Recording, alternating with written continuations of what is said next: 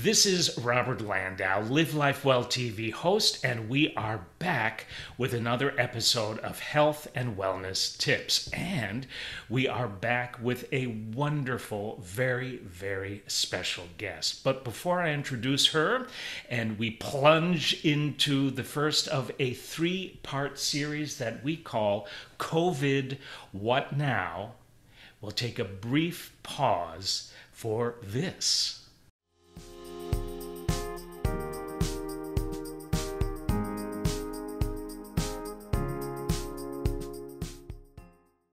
Welcome back. So, I mentioned a special guest. She is back, and I am so glad she is. Everybody, please welcome Gwen Wilburn. She happens to be the Senior Vice President of Clinical Operations for Retirement Center Management. Welcome back, Gwen.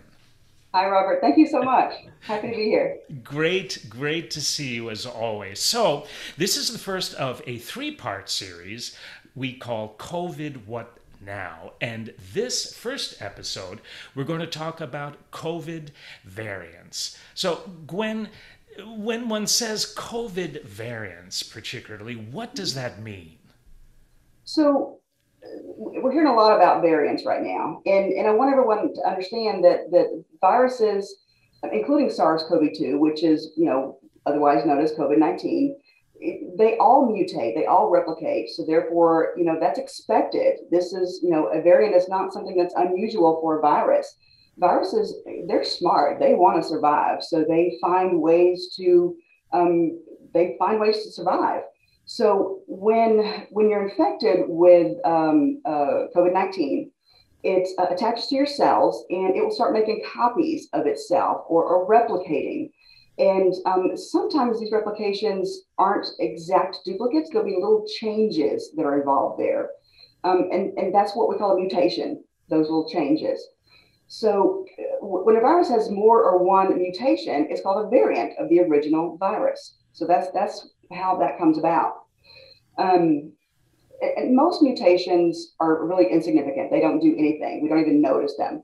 Sometimes, depending on where that what change happened on that cell's genetic makeup, it can make it more transmissible, which is what we've heard about this UK variant, or it can make it to where it makes you sicker, or it could do the opposite. It can make it less transmissible, or it can make you less sick. So it depends on what little mutation happened on that cell.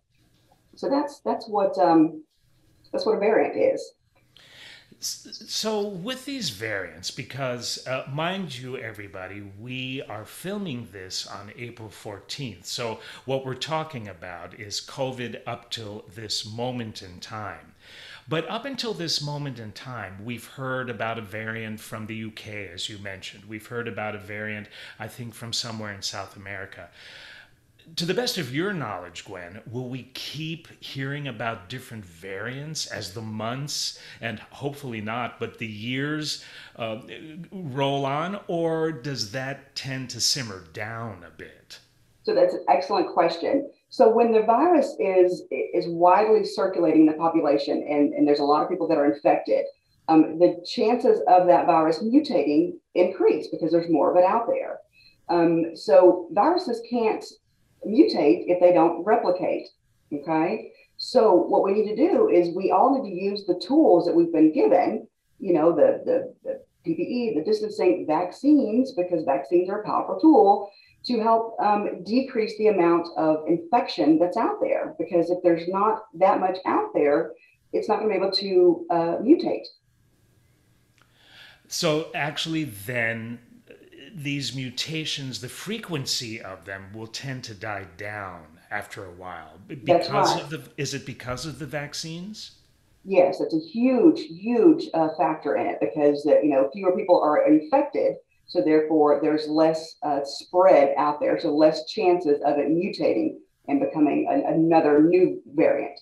So Makes sense. And we'll probably cover this in the next episode more in depth. But for those that already have been vaccinated, how does that fare with these new mutants mhm. that we're hearing about?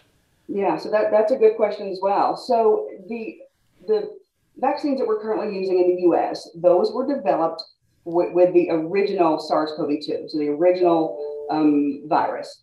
But what we're seeing, what the researchers are seeing, is that it is still effective against preventing a serious disease, at least. It may not be as Pfizer is 95% effective against the original COVID-19. It may not be quite that as effective, but it's still effective. So the more people we get vaccinated, the fewer chances we have of people being infected. So the less chance of that to spread and the fewer chances of the mutation, therefore fewer variants. Makes sense. Mm-hmm. Makes sense. Last question. As far as RCM is concerned, and these mutants like the UK strain and all these other strains, how has RCM gone about building up fortification against these new variants?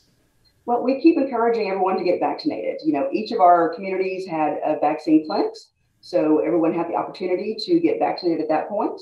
We're doing another Houston clinic here tomorrow, and we keep giving them information. We send out information to residents and to staff about where to go get the vaccine.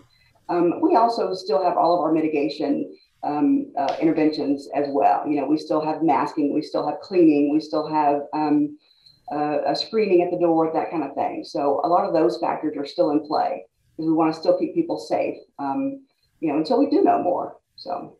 Yes, yes. So, before we close, Gwen, anything else you'd like to say about COVID variants? Well, COVID is still very new. So, even though we've been dealing with this for, over a year now, we're going to keep learning about it. The longer it's been around. Look how long the flu's been around, and we know so much about the flu now. This will be the same thing. Over the years, we will start to learn more and more and more about SARS-CoV-2 or COVID-19 and its variants and what vaccines will work. Researchers, even the vaccine manufacturers are already working on boosters for variants, to make them more effective against the variants. They're already working on ways can they combine different vaccines? So they're already doing all that. And so, again, it's very new, and researchers still, are definitely working on things to make it better. So we just have to keep at it, keep our some of our protocols in place, and encourage people to get vaccinated, and we're gonna get there. I love what you just said. Everything you've said in this episode is extremely important, but what I heard from you just now is the determination on behalf of you and RCM to really stay on top, on the crest of the wave, because every day there's something new concerning COVID. But kudos to you, Gwen, and RCM for being so proactive in keeping everybody safe, whether it's a resident, staff member, executive staff, or visitors to RCM communities. Kudos to all of you for really keeping everybody safe and up to date. So, Gwen, thank you so much for joining us for this first in our three-part series. If you would like to know more about Gwen, you can hear all about her by staying with this channel and doing a search for the interview that I did with Gwen a while back, and it's under the show title Meet Your RCM Executive Staff, where I interview the great Gwen Wilburn. So Gwen, who happens to be, in case you missed it, the Senior Vice President of Clinical Operations for Retirement Center Management. Gwen, thank you so much for joining us this episode. Thanks, Robert. Take care, everybody. This has been Robert Landau, Live Life Well TV host. We'll see you next week for part 2 in this special COVID series.